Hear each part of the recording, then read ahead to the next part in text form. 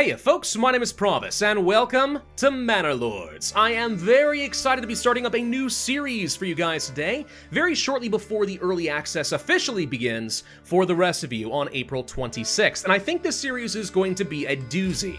You see, a few days ago I released a video that was intended to be mostly a introduction into the game. That said, I kind of explain a lot of the basic mechanics, the strategies, how you're intended to play the game, right? If you follow that, for the most part on any of these different scenarios, you'll end up being fine because the default difficulty is not too bad as long as you understand the basic mechanics of the game.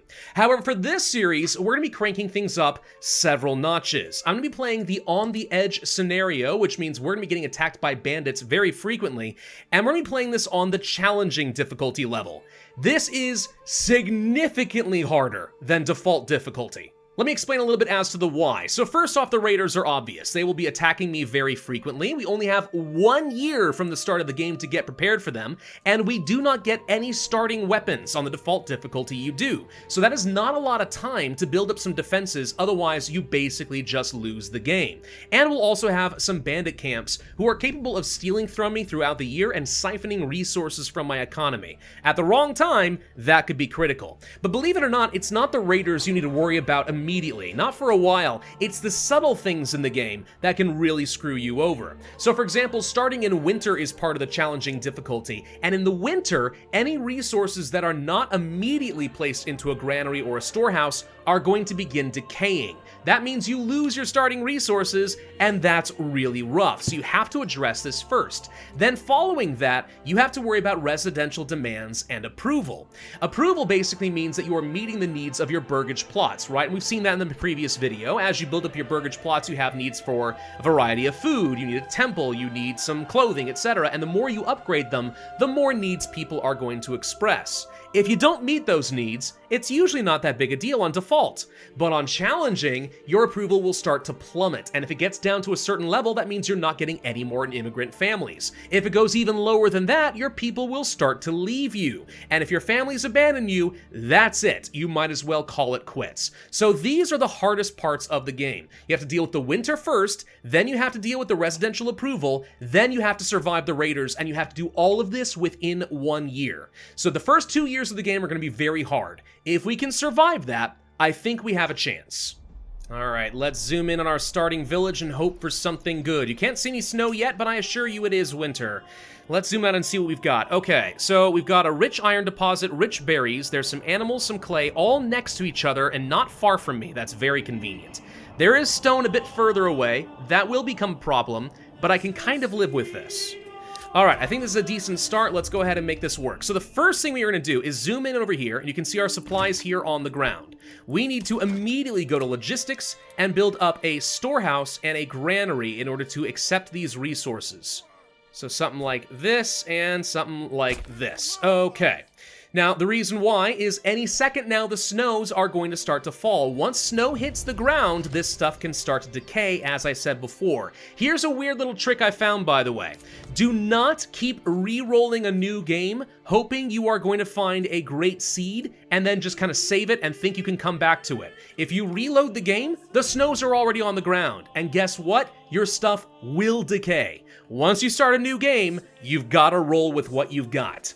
Anyway, we have a message over here. Victory condition for conquest, just telling me what I need to do. If we zoom out over here, you can see that the map is broken up into several different regions. As long as we claim all of these, we win the game. That's going to take a lot of influence, which is a very slow process, unless you take a lot of fights, which we will do, and that should speed things up dramatically. This only gets difficult when there's another lord on the map who's also claiming regions, and you have to go to war over them. That's a different scenario, though. I'm not really worried about that. Anyway, I'm not going to build anything else right now. All we care about is getting these things built up as quickly as we can. Another message. Reports of raiders. Yep, that is the ticking time bomb down in the bottom left. Raiders are near. We have 1 year to prepare before we get attacked. The storehouse is built. We're immediately going to assign a couple of people to work over here and grab what supplies they can and throw it in here as fast as possible. Granary should be finishing as well. Assign 3 more families over here. Do we already lose any resources? We have not. All right, that's not a lot of time. Grab it all, grab it all. Go, go, go, go, go. And there we go. Okay. We didn't lose a single resource there. That is lucky. It's okay if you lose a little bit. You usually will. But that's okay. Now we take a second to breathe and think about the map and how we are going to expand. I'd love to build closer to all these resources. I really wish the deer were a lot closer to me. That would make my life easier. Alas, they are not. We need to get our food gathering up for sure, so I have to get a hunting camp. We could place it close to the deer up here. That's a lot of travel time, but it's not the end of the world, and I'd rather uproot as few trees as possible, but something like this could kind of work. So we're going to do something up over here. The travel time's not as big of a deal as you think, by the way, at least for hunting, because the animals, they end up getting culled down to half their population so quickly, it doesn't really matter too much.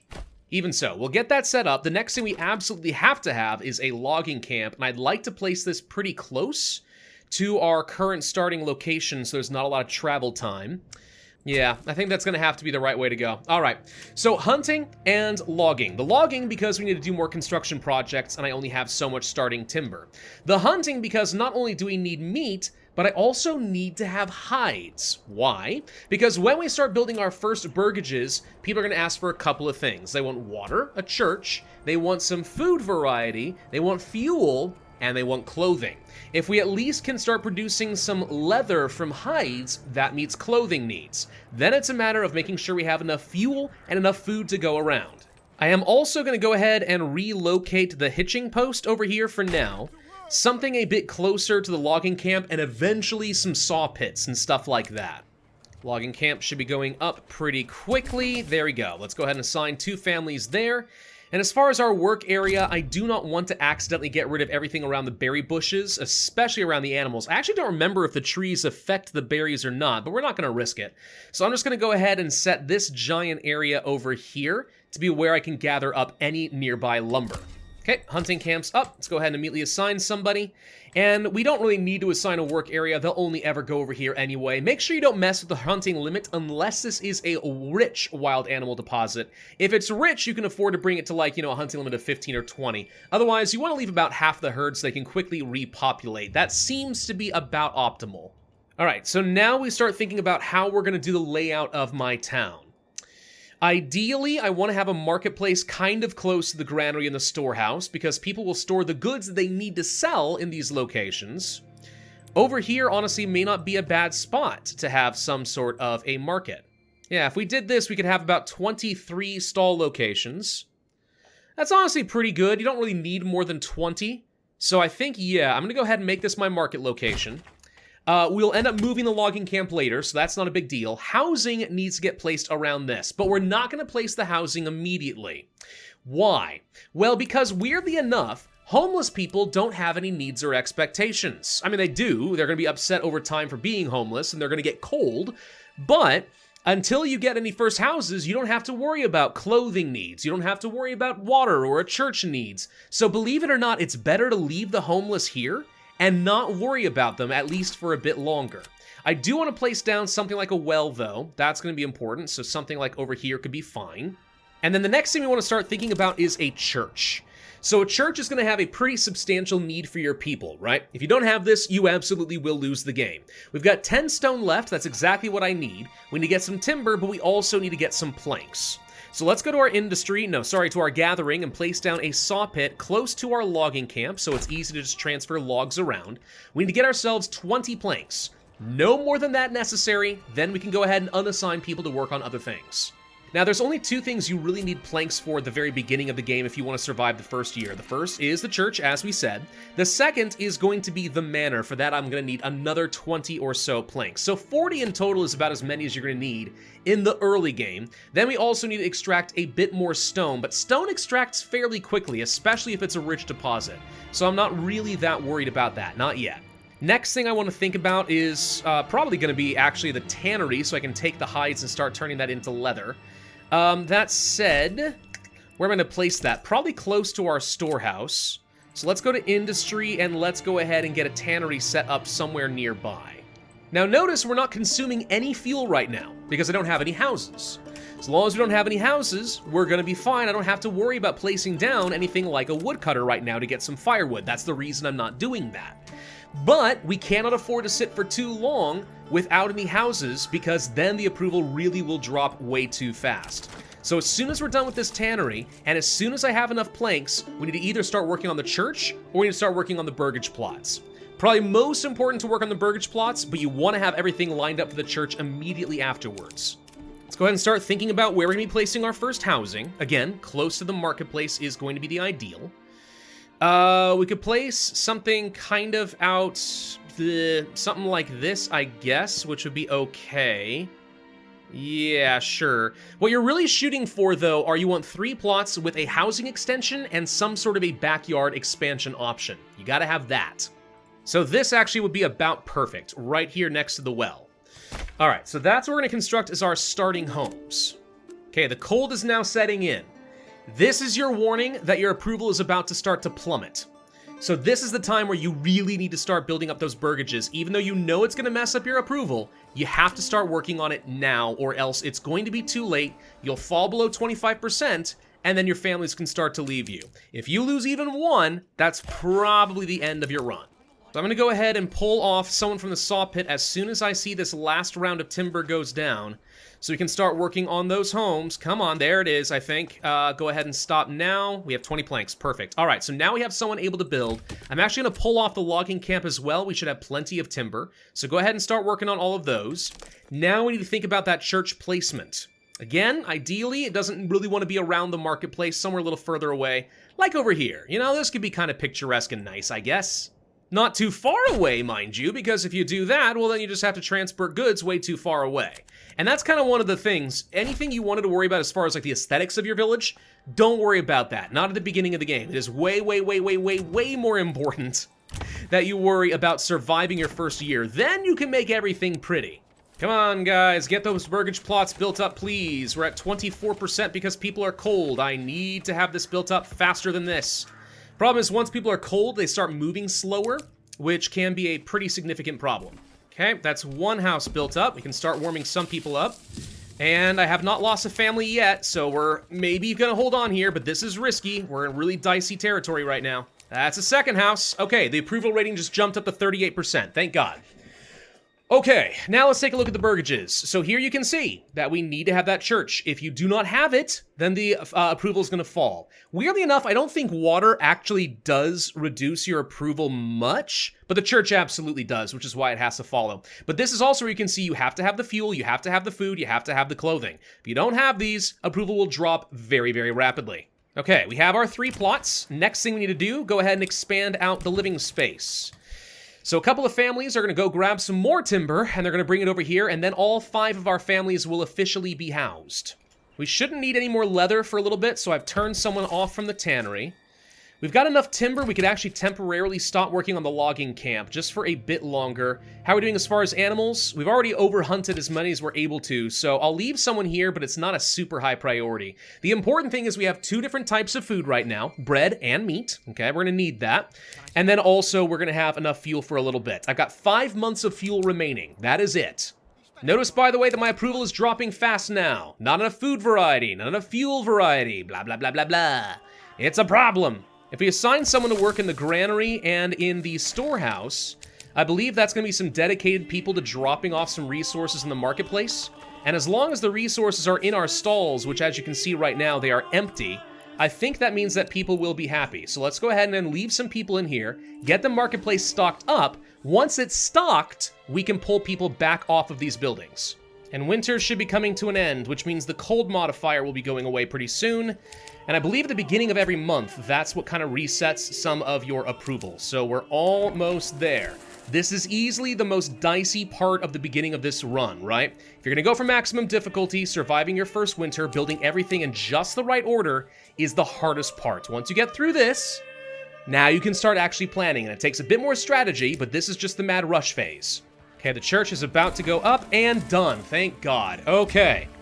It is almost the end of February and everything's about to reset. I think what you can do is literally just assign someone here for a moment and turn it off, and it actually does. Yeah, there we go. Technically, you do not need people working at the church, okay? What's going to end up happening is if people work at the church, then they bury your dead in a hollowed ground. Otherwise, you don't really need this. But the reason I care about that is that's the quickest way to reset whether or not their level has been met. So now, all of my houses have their immediate needs met. Okay, good. we're in a decent spot as long as nobody leaves before the next month ticks. The next thing I want to start thinking about is some more housing.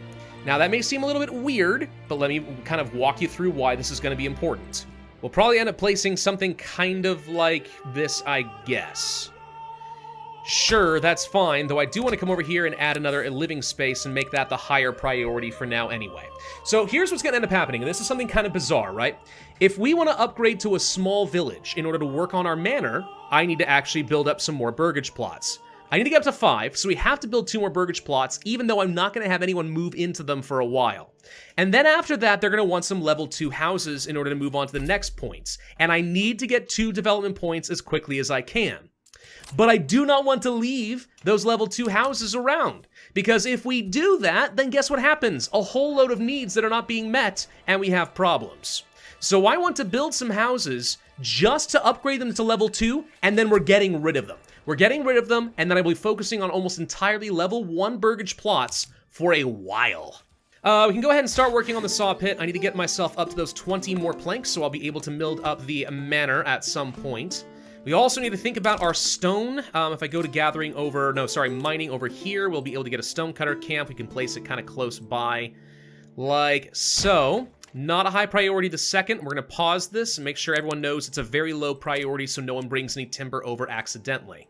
But the idea is I need to get myself the 15 stone for a manor. Why? Because when the raiders come, which is in 270 days, I need to have an army ready to go for them. If I were playing on default difficulty, I'd have some starting weapons. I could set up a militia of shield men and we'd be good to go. But I'm not going to have that. That means I want to get a retinue and I need to have enough resources that I can train up some of my own units. That will be very useful when it's time to get the iron deposit up and running. By the way, I'm watching these berries. I'm waiting for when they are going to come back up to full strength because we do want to start gathering from there as well. That obviously would be nice just for the food variety if nothing else. The most important thing, believe it or not, is actually that I get some timber together. It's weird, but it's true. I need to get some timber. Why? Because I need to upgrade these to level 2, right? Just so I can go for the next thing, which, by the way, we got our first point. There we go. We don't need to spend it right now. I'll come back to that, but we can. So I need to get these upgraded. That means I need 4 timber in order to upgrade these. So 8 timber in total. Then we can go ahead and get rid of this stuff. I don't want anyone to move in.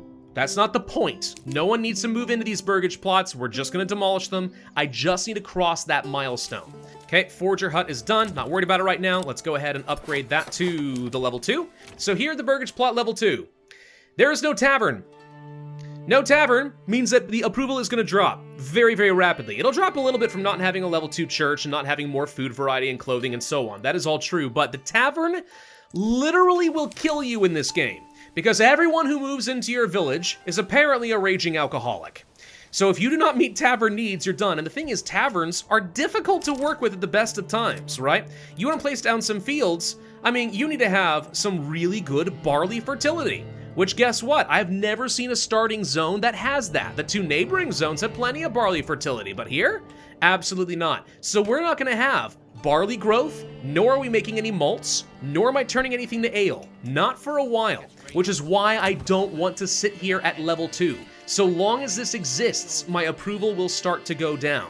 We cannot keep these plots. We have to get rid of them until I have a consistent source of ale to keep everyone happy. Otherwise, we keep at level 1 houses, nothing else, not for a while. Oh, and some bandits just came by. They stole my bread and my meat. You stole the rest of my bread, didn't you? This is why we don't like bandits. You can't do anything about it. As long as bandit camps exist on the map, they will steal from you. What's a bandit camp? Let's go ahead and zoom out and I'll show you.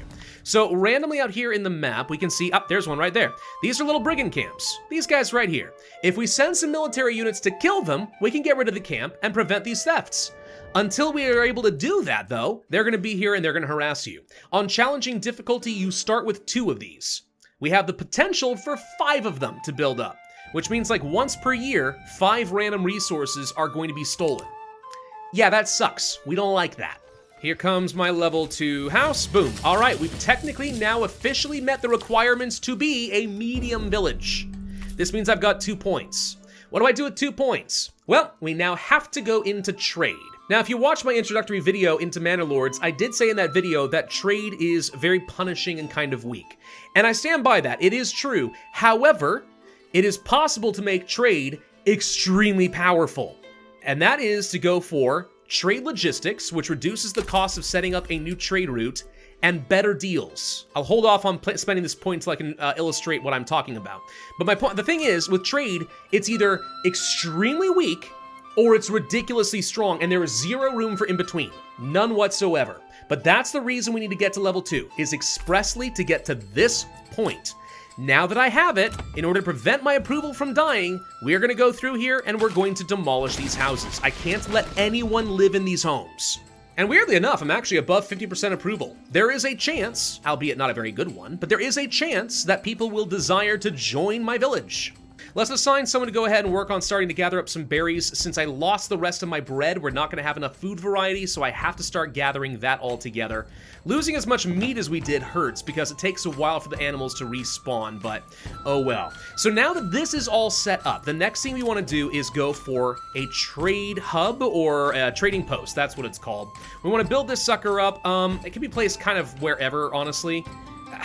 This would be an okay spot for a little housing, but for the heck of it, I'll just go ahead and say that this is where my trading post is going to be. Really close to the King's Road. Why not? Okay, the trading post is built. Now's a good time to go ahead and talk about trade and what I'm talking about with all of this. So trade. Let's talk about trade, because this, in my opinion, is one of the most imbalanced parts of the game and something I'm really expecting the dev is going to be changing up dramatically soon after the early access begins. Why? Let's take a look at this over here. So let's take a look at planks. Planks have an import value of 12 regional wealth. I'm starting with only 50. That means I could buy 4 planks, and that is it. I'm out of money. If you start producing it yourself, you can also export it for only 2 regional wealth. The problem with this is, at some point, the importing cost of any sort of raw good is much higher than any refined things you can make with it that you can export. For example, wooden parts. I would make these out of planks. Import for 12, export for 5, net loss. Totally not going to be worth it. The same thing is true going to be with like war bows or with any sort of a shield or a sidearm, whatever it's going to be, right? And this is true for everything. Every single resource, it is too expensive to import. It is never worth exporting refined goods. To me, that's not how trade is supposed to work. You buy cheaper base goods, spend the manpower to refine it into something better, and then you sell it at maybe a very meager profit, but a profit nonetheless. That's how it ought to work, but that is not in this game, not in this version of the game. There is a way to fix this. The way you fix this is you go over here and you pick up that better deals. What this does is it negates all import tariffs, which is a value of 10. Click on this, go back to trade, what are we gonna see?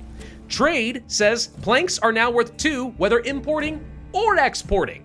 Which means now importing planks for 2 and then refining it into, let's say, a wooden part for 5, hey, look, profit. That's how this works. So all of a sudden, it is absolutely worth buying flour and turning it into bread and skipping the step of growing it yourself and then milling it into flour, right? That's absolutely going to be worth it. Anything we want to do as far as buying weapons, whatever, you can turn a profit around so much easier this way. Trade is now the #1 way that I am going to survive in this settlement. I never have to farm a thing. I'll just take advantage of whatever rich deposits already exist, and I will just mass manufacture anything made out of wood using foresters to keep the trees alive, and then everything else I just buy, and I will become very, very rich. That's how that works. In my opinion, it's a little bit too strong, right? There should still be a little bit of a penalty to importing versus the exporting, but it shouldn't be so bad that it makes exporting not worth it at all. At least this is how I'm thinking of it, right? You want to create the right incentives where trade is an important part of your economy, but not the only part. And the way it's set up, if you don't pick this up, you never want to do trade. You resent doing trade. You need to be as self-sufficient as possible. Once you pick this up, you want to do nothing but trade. It's too big of a swing. The way I would change things up personally if I were the developer, and I've recommended this, is I would reduce the importing cost by 4 or 5 wealth for everything across the board, and I'd increase the export value by 1 or maybe 2 for everything. That at least gets things down to a much more reasonable level, where all of a sudden it's fairly equivalent, maybe a little bit profitable to actually refine some goods. It's not super strong, but if I don't pick up this perk, trade still has a little bit of value to me. Just not a lot, but a little bit. And if you want to make trade really good, you pick this up. But you don't do the full 10. That's still too much. 3, maybe 4 import cost reduction. It's still worth it if you're going for a trade build, but it's no longer a mandatory pick. That's how I would personally deal with things if I were Slavic Magic. If he's watching this, Greg, I love what you're doing with the game. I really recommend you do that. And then if you really want some awesome kudos that all of a sudden would make this... Oh, I'm sorry, I thought I had a road here. Apparently I do not. Why can't I get...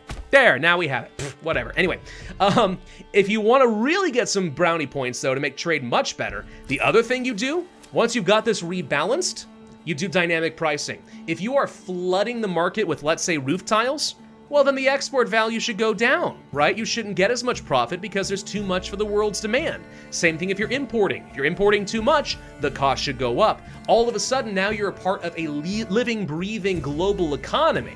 And now we've got a more engaging game. Yeah. So that's what I would do, personally. If I were Slavic Magic, I'd recommend going down that route, 100%. So, next thing we're going to do is start thinking about our manor. That means I need to go ahead and work on this stonecutter camp. I need this to be a higher priority. Let's go get ourselves a little bit of stone. How much do we need for our manor? We need 15. 15 stone in total. No problem. Oh, come on. You stole the rest of my meat and most of my hides. All of my hides. So frustrating. I hate the bandits. We'll deal with them soon enough, all right? Once I've actually got some military units at my behest, we'll go and kill them all. Anyway, there's the 15 stone that I was looking for. We could stop right now, or I could go to the trading post and try selling some stone. It's not worth much, mind you. Not worth much at all. So what else can we do as far as making some money? That's a great question. We could overproduce and sell some planks.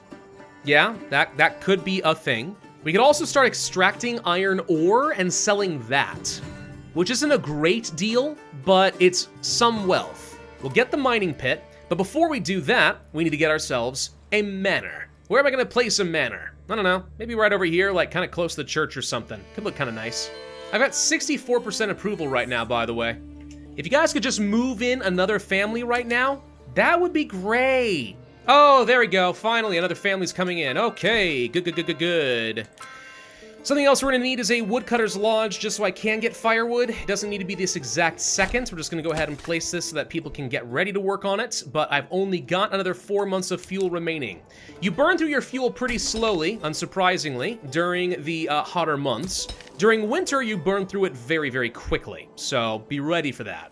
Anyway, over here in the trading post, let's go ahead and go to our materials and buy a trade route for 18 wealth. Now, this gets capped at 25, so long as you have the trade logistics. The larger your population, the more expensive it is to get a route, sometimes costing hundreds of wealth. So, capping that is great. Getting it early is also great. But the important thing is now I'm going to be able to sell this. So I'm going to have an export of iron ore. This will slowly start getting me some wealth so that I can start buying weapons. I'm going to send a family to go to the trading post then. This means that somebody will be dedicated just to making sure that these goods get sold. I need to generate as much money as quickly as I can. And no, I don't care about keeping any iron ore. Go ahead and sell everything you can get. Because I want to get either pole arms or I want to get spears and large shields. That's the more expensive option. Remind me, what does it cost to get a polearm militia? Just polearms and nothing else. Yeah, that's why we're going to go with this. So if I wanted to get some spearmen or some militia footmen or whatever else it's going to be, those that have better survivability, that is actually a preferable solution.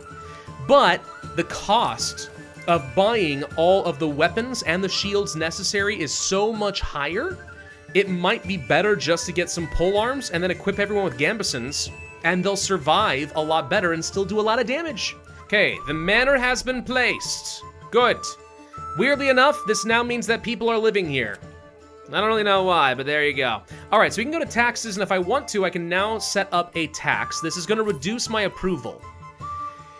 The question is it worth doing this now, knowing my approval's not going to be very good? The answer is yes, because I should be able to work myself up toward like 70, 75, 80% approval pretty quickly. But I want this to start getting me some wealth. Personal wealth. This treasury is different from the regional wealth. Why do we care about that? Well, because I now have a retinue. A retinue of my own personal soldiers, and I can expand this at the cost of money, up to 12.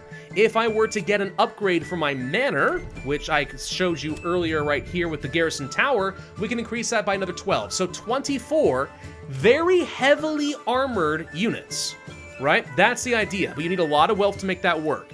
Got another family. That means I go to get some woodcutting lodges because I've only got 2 months of fuel remaining, so that's working out honestly kind of perfectly as far as how quickly we need to get ourselves some wood cutting. So actually our timing is great. So far this run is going very, very well for me. This, by the way, is my first attempt at going for a maximum difficulty run. I say maximum difficulty. That's actually not strictly speaking true. If you actually go to the starting menu of this scenario, you would have seen the challenging preset is not technically the hardest. We could make the raiders worse. We could make there be an adversary on the map, but it is a challenging mode. This is my first attempt at doing this. This is purely from me doing a fair bit of reading and kind of preparation for this, and also listening to a few other content creators and their own personal experiences. But what I'm trying to say is, so far, I feel very satisfied with how this is kind of working out. We've got 20 iron ore ready to sell. That's going to be another 60 wealth. With 60 wealth, I should be able to buy quite a few polearms, right? Not an absolute ton, like, 7. But still, hey, if I can keep doing this every month, then I will eventually have enough polearms to equip a full militia unit.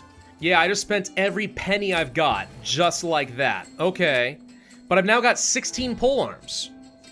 So if I needed to, and I wanted to get this new militia unit, that's 16 out of 36 potential weapons. But I only even have enough population to get 19 right now, until we get more people moving in. So buying more polearms than that doesn't do me a lot of good. So just like this, with 60 days remaining, I've at least got a small retinue and a small band of peasants with polearms ready to go and kill some people.